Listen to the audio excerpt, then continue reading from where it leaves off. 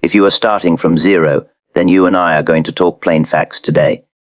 No fluff, no fancy talk, no magic formulas. Just trading, the kind that tests your patience, your courage, and your judgment. You see, in the previous video on Silent Killer of Trading Accounts, we talked about how impatience and emotional impulses quietly drain your capital before you even know what's happening. Today, we're going to pick up from there. Because if you're starting with nothing, you can't afford to feed the silent killer. You've got to build your foundation the hard way, the right way. Let me tell you something I learned the long way. Starting from zero isn't a curse. It's an education. When you've got no money, no reputation, no track record, every trade means something. Every dollar matters. Every mistake cuts deep enough to leave a scar. And those scars, if you study them, will become your greatest teachers. Tell me, have you ever watched a stock move the exact way you predicted? But you didn't take the trade because you were afraid to lose your small stake. That right there is the struggle of starting from zero. It's the battle between knowledge and nerve. When I first began, I didn't have much either. I had a notebook, a few borrowed dollars, and a mind hungry to understand the tape. I wasn't gambling. I was studying. I'd sit there day after day, watching how the prices moved, how the volume swelled before a breakout, how traders got trapped when greed blinded them. I learned that the market never forgets to teach a man a lesson when he's too sure of himself. You ever notice how the market seems to sense when you're desperate? It's not mystical. It's human nature on display every single day. The trick, if you can call it that, is to build habits before you build capital. When you're starting small, your edge isn't in how much you can make, but how little you can lose. Protecting your capital. That's your first commandment. You can't fight another round if you're out of ammunition. If you blow up your account chasing a hot tip or reacting to a rumor, you've learned nothing except how it feels to fail fast. But if you take that small stake and train your discipline with it, paper trade, backtest, read the tape, you're already miles ahead of the crowd that rushes in with big money and small patience. I used to think trading was about predictions. It isn't. It's about preparation. You can't control what the market will do next, but you can control how you'll respond when it does. When a stock moves against you, do you panic? Do you average down hoping it'll come back? Or do you cut the loss, preserve your capital, and wait for the next setup? That choice, my friend, separates the survivor from the sucker. And believe me, the market has more suckers than survivors. Now, don't misunderstand me. There's nothing wrong with wanting to make money. But when you start from zero, money shouldn't be your goal, knowledge should. Money will follow if your understanding deepens.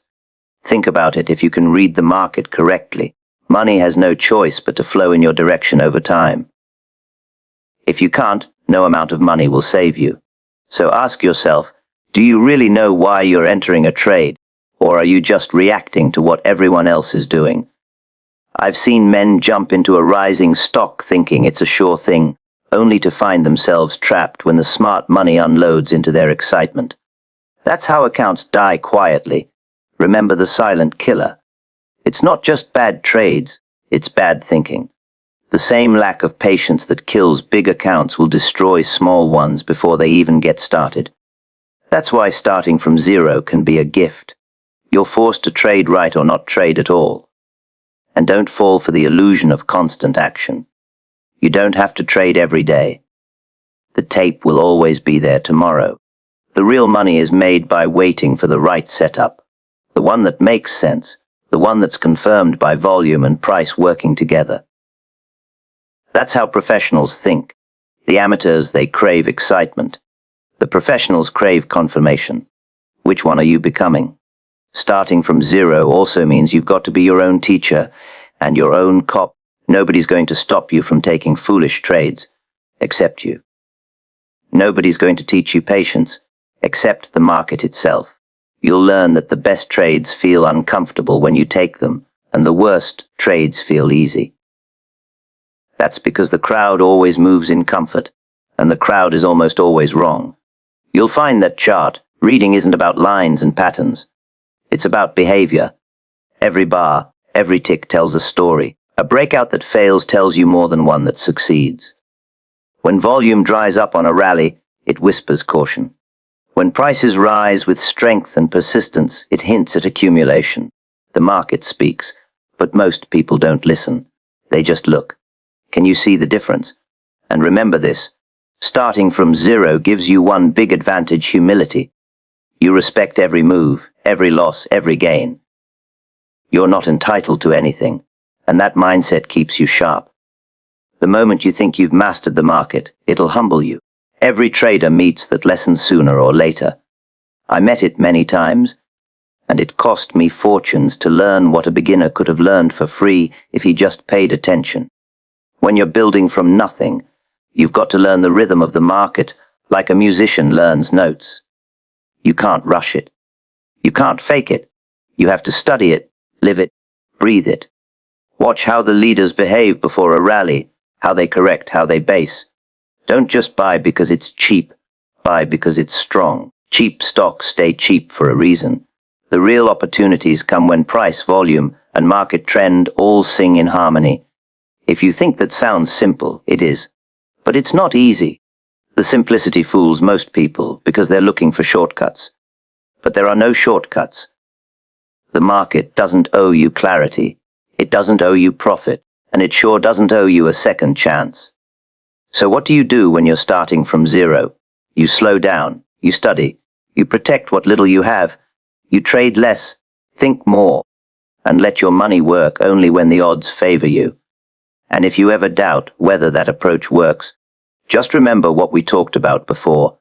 The silent killer is always lurking in those moments when you think you can outsmart the process. Starting from zero is your protection against that arrogance. It keeps you grounded. It forces you to earn every inch of progress the honest way. Because once you've learned how to grow from nothing, once you've proven you can turn observation into strategy and patience into profit, you've built something no market crash, no bad tip, no losing streak can take away. Chart reading is the study of behavior, not just patterns.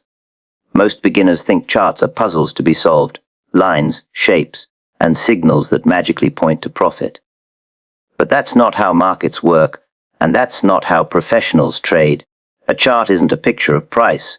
It's a map of human behavior. Every candle, every bar, every tick shows what people are doing, what they're thinking, and most importantly, what they're feeling. Fear, greed, hesitation, conviction, they all leave their marks. The key is learning how to read those emotions as they play out in price and volume. Let me tell you, the market isn't moved by numbers alone. It's moved by people reacting to those numbers. When you look at a chart, you're not just seeing buyers and sellers. You're seeing their beliefs clashing in real time. The strong hands accumulate quietly while the weak hands rush in loudly. You can see it if you know where to look. When volume spikes but the price hardly moves, it's not a mystery, it's a battle. Someone's unloading while someone else is eagerly buying. You ever wonder why that happens? Because human emotion never changes, only the prices do. You take a look at a breakout, clean, sharp, above resistance, and it feels easy to buy. Everyone sees it, right? But that's exactly the danger. When everyone sees the same thing, the professionals start taking profits into the public's enthusiasm. They've been accumulating long before that breakout ever appeared. The chart told you that too, but you had to notice the quiet build-up, the rising volume on up days, the drying up volume on pullbacks. That's behavior, not geometry. The chart tells you what the crowd missed, if you're patient enough to listen. Patterns are just the footprints. Behavior is the path that made them. You can memorize all the formations in the world, flags, triangles, double tops. But if you don't understand what the traders behind them were thinking, you'll never truly read the tape. For instance, a consolidation isn't just price taking a break. It's traders disagreeing. The bulls think it's resting before the next move up. The bears think it's topping out. The breakout simply reveals who was right. That's behavior being resolved, not a line being crossed. Volume is the voice of that behavior. Price alone can lie, volume tells the truth. When price rises on weak volume, it's a whisper. When price falls on heavy volume, it's a scream. Volume shows conviction. It tells you who's serious and who's bluffing. Think of it like a poker game. The market shows its hand in subtle ways. Professionals add to their positions gradually, they don't rush. Amateurs jump in all at once, usually near the top. You can see their footprints in volume spikes followed by hesitation in price movement. That's behavior written right there on the chart. And don't think for a moment that algorithms have erased human emotion. They only amplify it. The machines are built by people who still respond to the same incentives: fear of loss, hunger for gain. The data moves faster, but the psychology remains timeless. When panic hits, charts still show it. Those long red candles, that widening spread, that sudden flood of volume. The instruments evolve, but behavior never does. When I studied charts in my early days, I wasn't just drawing lines, I was watching the crowd. I'd ask myself, who's buying here? Who's selling? Who's trapped? Who's confident? That habit trained my eyes better than any textbook could, because the tape always told the truth. Not in words, but in movement. If you want to master trading, stop treating charts like pictures and start treating them like conversations. The market talks, but not everyone can hear it. Most traders lose because they see what they want to see. They buy because they want it to go up, not because the chart shows real strength. They hold losers because they want to be right, not because the behavior of price supports their position. But the market doesn't care about your opinion. It reflects collective action. The sooner you learn to read behavior without personal bias, the faster you'll stop fighting reality. Look closely at how price behaves at key levels. Support and resistance aren't magic walls. They're places where memory lives. Traders who bought at those prices before remember them well. When price returns, those memories trigger action, fear of loss, hope of recovery. That's why levels matter. Not because they're lines on a chart, but because they represent past behavior waiting to repeat. A real trader watches how the market acts, not how it looks. You can draw perfect trend lines and still miss the story. The story is always told through reactions. How does price behave after a strong move? Does it correct gently, or does it collapse? Are buyers stepping in, or are they standing aside? Every answer gives you insight into who's in control. When a stock holds its gains after a rally, that's confidence. When it gives them up immediately, that's weakness. Those aren't patterns. Those are behaviors. They reveal the strength of conviction behind the move, and conviction is what ultimately drives trends. If you're starting from zero, this understanding is worth more than any indicator you'll ever buy. You don't need a screen full of signals. You need eyes trained to recognize emotion in motion. Watch how markets behave after big news. See how they react when they should go down but don't, or when they should go up but can't. Those moments tell you everything about underlying strength or weakness. You ever notice how markets move fastest when people are caught off guard? That's emotion exploding into price. Short squeezes, panic sell-offs. They're all behavior breaking loose. The chart records every heartbeat of that emotion, every hesitation and every rush. Learn to read that rhythm, and you'll start to see what most traders never do. In truth, trading is just the art of studying collective behavior. Charts are the language it's written in. The ones who learn to read it without distortion, without bias, without greed, are the ones who survive. And once you can see behavior clearly, patterns will stop being drawings and start becoming signals of intent. Because when you understand what the crowd means, not just what it does, you've finally stepped from guessing into knowing. Real gains come from waiting for confirmed setups. Most traders hate hearing that because it sounds too slow, too cautious, too boring. But that's exactly why most traders lose. They want action. They want movement. They want to feel alive in the market every single day. And that's the first step toward ruin. Trading isn't about constant participation. It's about patient execution. The market doesn't pay you for effort. It pays you for timing. You can watch charts for hours, analyze every pattern, and still walk away empty and if you don't have the discipline to wait for confirmation. You see, a setup by itself means nothing. A setup is just potential, and potential has no value until it's proven. Confirmation is what turns potential into probability. It's the moment when price, volume, and market sentiment all line up to say, now. The amateurs jump in early because they're afraid to miss out. The professionals wait because they're afraid to be wrong. Tell me, which fear sounds smarter to you? When I first started trading, I was just like every other eager beginner. I wanted to be in the market all the time. I believed that the more trades I took, the more chances I had to win. But the market has a funny way of teaching lessons you can't forget. It doesn't punish in words, it punishes in losses. I learned quickly that it's not the number of trades that matters. It's the quality of them. One well-timed, confirmed setup can make more than 10 impulsive trades ever could. Confirmation isn't just about waiting for a signal, it's about understanding why that signal matters. A stock can break above resistance, but if the volume doesn't follow, that move is a whisper, not a shout. Price might spike on news, but if the overall market trend is against you, that spike might fade before you can blink.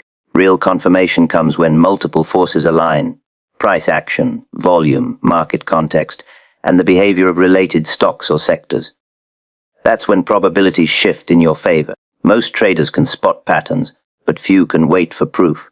They'll see a bullish flag forming and jump in halfway through, expecting it to explode. Sometimes it does, and they think they've found the secret. But when it doesn't, they lose twice. First their money, then their confidence. The market rewards patience, not prediction. You can't force a setup to complete before it's ready. If you do, you're not trading. You're guessing. There's something you should remember from the previous talk on silent killer of trading accounts. Impatience eats capital quietly. It doesn't announce itself. It creeps in through boredom, excitement, or the illusion of control. Waiting for confirmation is how you protect yourself from that silent killer. Every time you hold back and let the market prove itself, you're saving ammunition for when the odds are truly on your side. And that restraint, that calm, is what separates the professional from the hopeful gambler. Think of it like fishing. You don't yank the line the moment you feel a tug. You wait until you know the fish is hooked. The market works the same way. You can see price moving. You can feel momentum building. But unless that move confirms, unless it holds beyond resistance with volume to back it, you've got nothing but bait in the water. Waiting is the skill. Acting only when confirmation appears is mastery. You'll often hear traders say, "I'd rather miss a move than chase a fake one." That's not just talk. That's experience. False breakouts are the market's favorite trap. They look perfect. They move fast. They make you believe you found something special. But then they reverse, leaving you caught in the exact spot the professionals planned to unload. If you had waited for confirmation, for the price to hold above that level with conviction, you'd have seen the difference between a setup and a trap. You can measure confirmation in many ways. A close beyond resistance, a volume spike supporting the move, or alignment with the broader trend. But beyond the technical side, confirmation is also psychological. It confirms your own readiness. You're not reacting impulsively, you're responding deliberately. Every confirmed setup gives you clarity, and clarity gives you control. Without it, you're just reacting to noise. Most people think patience means doing nothing. It doesn't. Patience in trading is active. You're watching, analyzing, waiting for the story to unfold. You're testing your emotions, building discipline with every moment you don't trade. That waiting time is where real traders are made. It's uncomfortable because it forces you to confront your urges. You want to act. You want to prove you're right. But the best trades don't need you to prove anything. They prove themselves. There's a rhythm to confirmed setups. You'll notice it if you study enough charts. The price tightens, volume contracts, volatility fades, then suddenly, everything expands. That's the market confirming that the move has energy behind it. You can feel the pressure building before it releases. That's the sweet spot. When the market tells you it's ready, not when you hope it is. You ever jump in too early and then watch price drop right after. That's what happens when you mistake anticipation for confirmation. And don't think waiting for confirmation means you'll miss all the best entries. You might miss the very bottom. Yes, but catching the middle of a confirmed trend is far safer and far more profitable than gambling at the edges. The middle is where the professionals play. They don't need to guess the turning point. They wait for the move to prove itself. The amateurs chase reversals. The professionals trade trends. If you want to survive in this business, learn to love the waiting. Learn to enjoy the silence before the move. That's where you find your discipline, your patience, your edge. Every unconfirmed setup you skip is a victory of restraint. Every confirmed setup you take with confidence builds trust in your process. That trust becomes your greatest weapon, not because it guarantees wins, but because it keeps you from self-destruction. And remember, confirmation doesn't just protect your trades, it protects your mindset. When you act only on proven setups, you trade without panic. You know why you're in, and you know when you'll get out. You're not gambling with emotions, you're managing probabilities.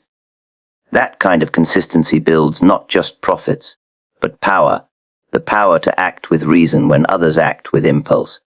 Starting small forces precision and respect for every trade. When you only have a limited amount of capital, every decision carries weight. You can't afford to be careless, you can't afford to be impulsive, and you certainly can't afford to let emotion drive your choices. That's the kind of pressure that shapes a real trader. Most people don't realize it, but having less money when you start is one of the greatest teachers you could ever have. It demands accountability. It strips away arrogance. It forces you to learn the market the hard way, and that's the only way that lasts. When you're trading small, every dollar feels personal. A $5 loss hurts because you know how much effort went into putting that money at risk.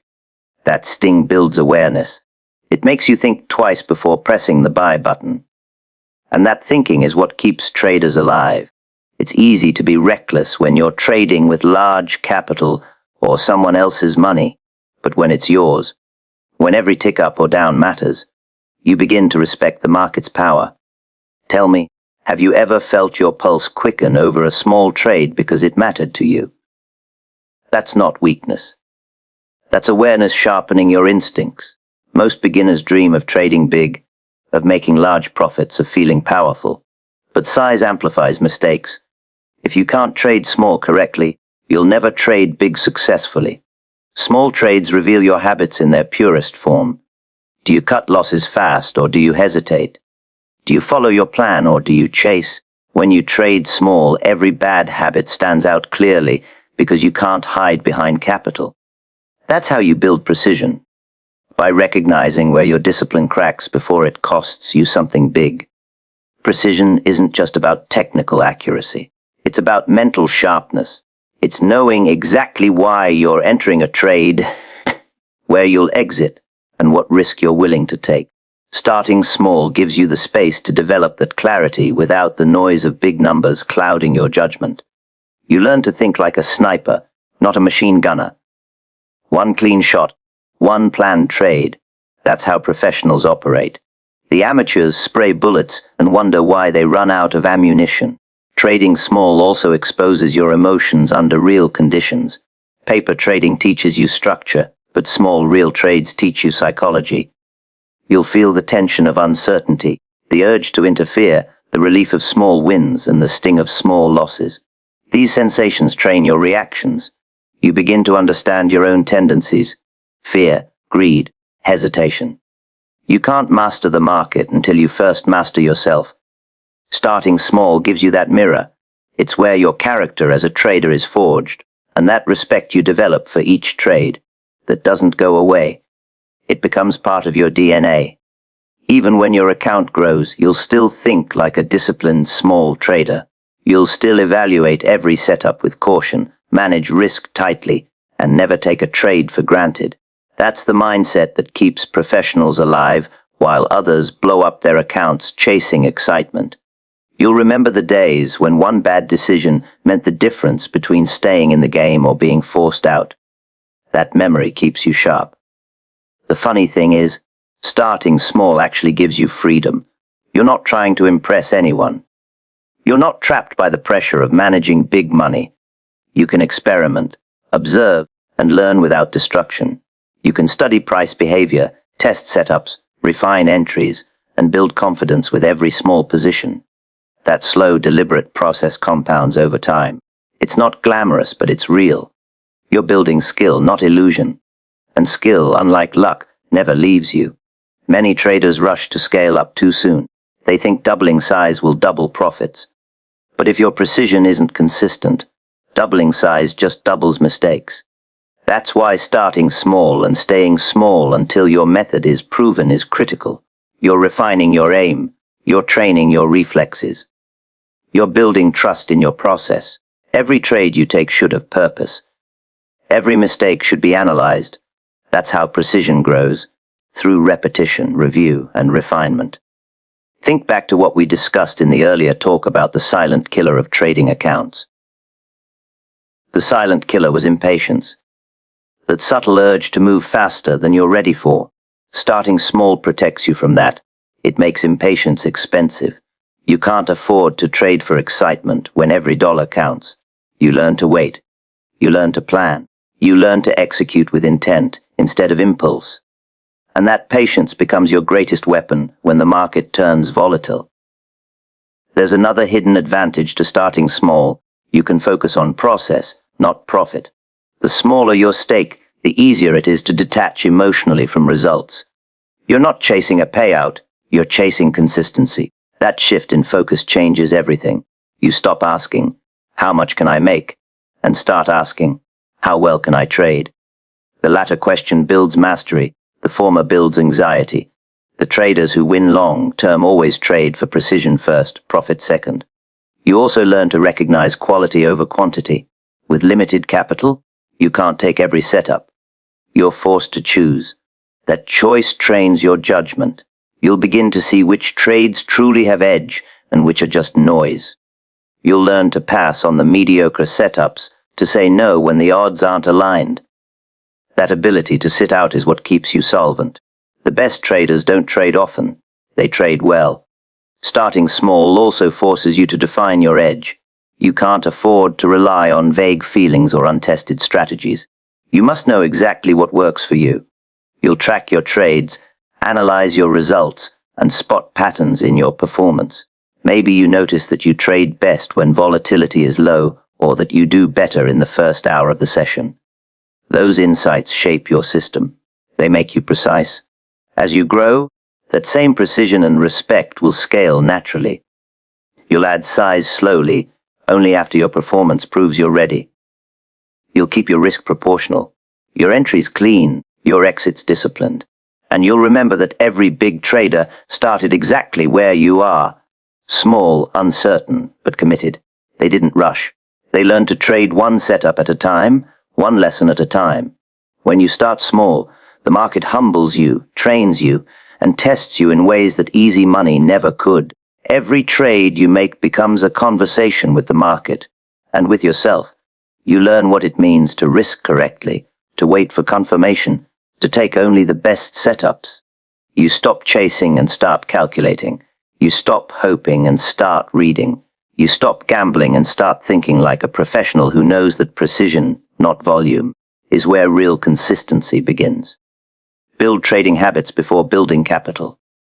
That's a truth most traders never learn until it's too late. Everyone wants to start with a big account, but money without discipline is like giving a loaded gun to someone who's never held one. The weapon isn't the problem. The hands holding it are. Trading is no different. If your habits aren't trained, the size of your account will only magnify your mistakes. The market has a way of punishing undisciplined behavior, whether it's with small losses or total ruin. Habits are the armor that protect your capital when the market tests your emotions, and it will test them every single day. The problem with most new traders is they think they can build habits after they make money. They think experience will fix discipline. It never does. Bad habits grow stronger with profits because profits feed ego. You make a lucky trade, and suddenly you think you're skilled. You break your rules once it works, and now you've taught your brain that recklessness can be rewarded. That's how trading accounts slowly die. Not from one big mistake, but from small victories that reinforce bad behavior. So when you start, when you have little or nothing, that's the perfect time to build habits. You have less to lose and more to learn. Good habits are what keep you steady when the market turns against you. They're the small, unseen decisions. Placing stop losses, cutting losers quickly, never chasing a missed move. Staying flat when conditions don't fit your edge. These aren't exciting, but they're everything. The traders who survive aren't the ones who predict best, they're the ones who react best. And reaction comes from habit. It's automatic, built from repetition. You don't think. You just act correctly because you've trained yourself to. Tell me, when the price suddenly spikes against your position, do you panic, or do you execute your plan automatically? The answer depends entirely on your habits. Building habits before capital also means you spend your early time studying process, not profit. That's where most people go wrong.